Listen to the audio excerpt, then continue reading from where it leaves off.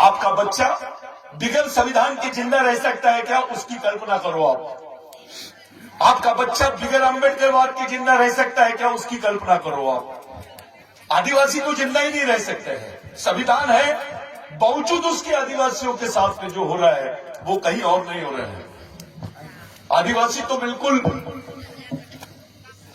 ICU में है, वो बस मरने की कतार में। दलित को लगता है कि आदिवासी मर रहा है, आदिवासी को वनवासी बोल रहे हैं, मेरा क्या जा रहा है। लेकिन उसको मालूम नहीं है जिस दिन आदिवासी वनवासी हो जाएगा, दलित ओबीसी स्वर्गवासी हो जाएगा। क्योंकि आपके पास में सर, आपके पास में एकमेव आदिवासी है जहां आप बोल सकते हो कि ये हम आदिवासियों के वंशज हैं। आपने बहुत अच्छा उदाहरण दिया साहब, आपने सम्राट अशोक का। मैं उदाहरण देता हूं आपको अलार कलाम का। ये जो रेस है, हम कौन से वंश के लोग हैं इस पर बात हो, हमारी संस्कृति क्या थी उस पर बात हो। बुद्ध धर्म को देखने के पहले बुद्ध संस्कृति को देखा जाए, हमारी सिंधु संस्कृति को देखा जाए। आज एक बड़ा विचित्र मसला हमारे सामने पैदा हो गया है खोबरागड़े सर, कि there is no indigenous people in India. ये गवर्नमेंट का रिप्रेजेंटेशन है यूनाइटेड नेशंस में, संयुक्त राष्ट्र संघ में। यानी आपको राष्ट्रीय संवैधानिक संरक्षण के साथ साथ अंतरराष्ट्रीय संवैधानिक संरक्षण भी नहीं मिलेगा।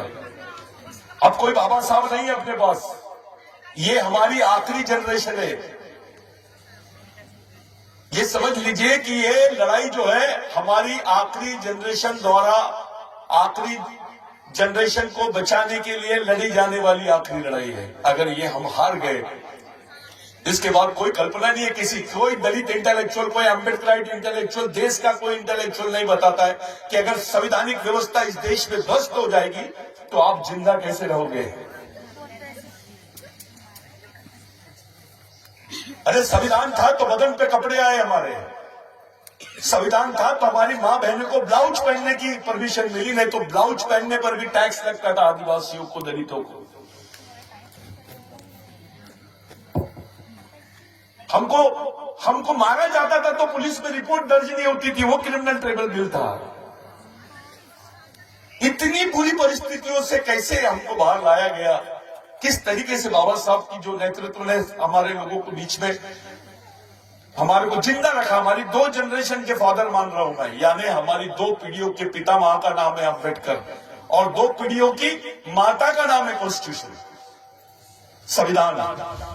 यानी भगवान से बड़ा रोल है हमारे लिए। साथियों, आप जैसे लोग, पूरा आदिवासी समाज दलितों की तरफ देखता है, अम्बेडकराइट लोगों की तरफ देखता है कि इनकी लाइन क्या जा रही है। फिर आदिवासी देखता है टीवी में, अरे अपना अम्बेडकराइट आदमी तो यार कविता पढ़ रहा है,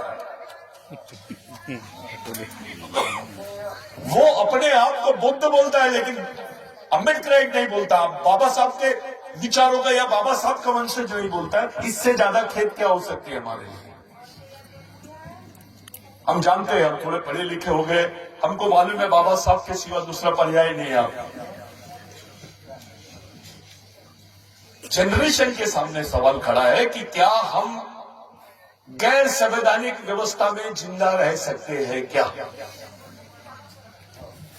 अगर गैर संवैधानिक व्यवस्था में जिंदा रह सकते हैं तो फिर चुपचाप रहो, अपने अपने घरों में बैठे रहो। जो आपने आरक्षण लिया, जिसका फायदा उठा लिया, उपयोग किया, उपभोग किया, वो करते रहो और अच्छे से करो, प्रॉपर्टी बढ़ा लो।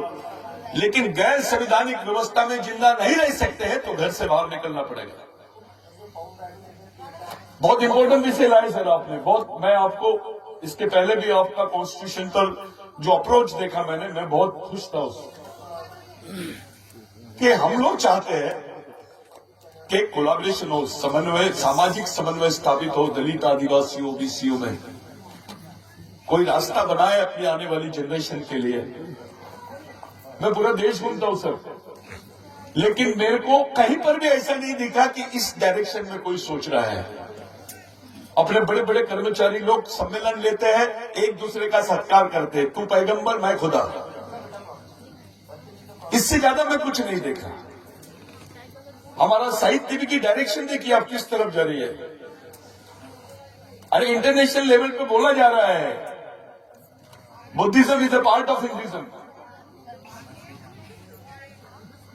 जो पाली भाषा है वो आर्यन भाषा है। नागपुर लिंग्विस्टिक डिपार्टमेंट में देखिए साहब, आप तो ऑर्टोलॉजिस्ट है, हम लोगों ने उसको डिफेंड किया वहां पर झारखंड में और बोला ये पाली भाषा, ये प्राकृत भाषा है, ये आदिवासियों की भाषा है।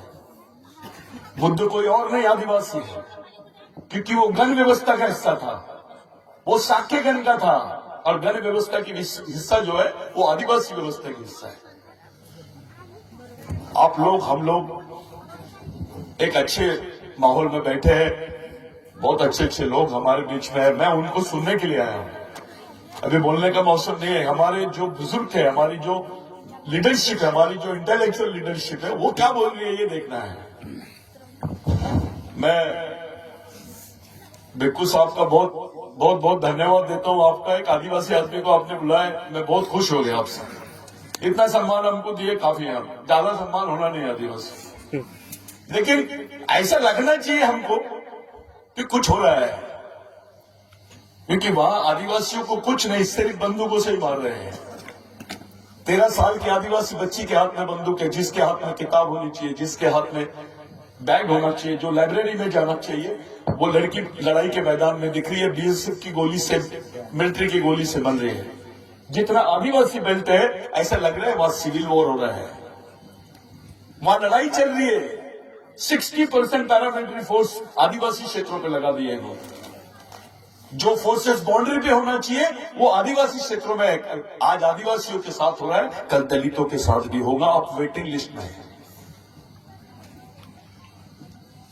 ये तैयारी हम लोगों को, प्रतीक्षा सूची में आओ अपन। दूसरा नंबर दलितांचा, तीसरा नंबर ओबीसी है। तो ये जो परिस्थिति है, आप बहुत, अरे सब लोगों को उम्मीद है कि यही जनरेशन बचा सकती है, यही वर्ग बचा सकता है। इस बात से मैं आप लोगों का बहुत बहुत धन्यवाद देता हूं। किसी दिन और समय से किसी तरीके से विस्तारित रूप में इस पर परिचर्चा होनी चाहिए, इस पर डिबेट्स होनी चाहिए, इस पर एक अंडरग्राउंड मीटिंग्स होनी चाहिए, सभी सेक्टर के लोग आना चाहिए। क्योंकि हमारे यहाँ एक प्रॉब्लम है, हाँ खूब इंटेलेक्चुअल मानुस है, डिक्लेयर्ड इंटेलेक्चुअल है, प्रैक्टिकली क्या है? तो हम जिस जमीन पे काम करते हैं वहां तो इज्जत नाम की कोई चीज नहीं है, कोई कलेक्शन नाम की चीज नहीं है। इतना बड़ा मंडप भी आदिवासियों के बीच में लग गया तो बहुत बड़ी बात हो रही है। वहां तो खाने के वादे हैं, 2 दिन में एक बार चूल्हा जलता है आदिवासियों के घरों में, आप देख लीजिए। सर ब्लड बैंक का बहुत बड़ा कैंप्स होते हैं, तो ऐसी जगह में रक्तदान शिविर होते हैं जहां पर कुपोषण है, जहां लोगों को खाने को नहीं मिलता है, वहां रक्तदान शिविर। बाद में पूछा जाता है भाई क्यों दे रहे आदिवासी लोग रक्तदान, तो पता चल रहा है कि उनको खाने को रोटी नहीं है, उनके पास पैसा नहीं है, काम नहीं है, तो अपना खून बेचते हैं और राशन लेके आते हैं। कोई अपने बच्चों को बेचता है। बड़ी बड़ी मेट्रोपॉलिटन सिटी में दलित आदिवासी महिलाएं इतने मजबूर हो गए, अपना खुद का दूध बोतल में बंद करके बेचते हैं। ये अवस्था में समाज है और ये संविधान पे खतरा। उस पर अपने जो पढ़े लिखे लोग हैं उनका चुपचाप रहना, आता मला काम है, ड्यूटी वर जायचा है। अबे पूरी पिक्चर खत्म हो जाएंगी, उसके बाद क्या करेगा तू? ये बहुत इंपॉर्टेंट मीटिंग है। अगर इसमें 5 लोग भी तैयार हो जाते हैं, इस बात से सहमत हो जाते हैं, तो बहुत बड़ा हमने अचीवमेंट किया है, समझ लेना।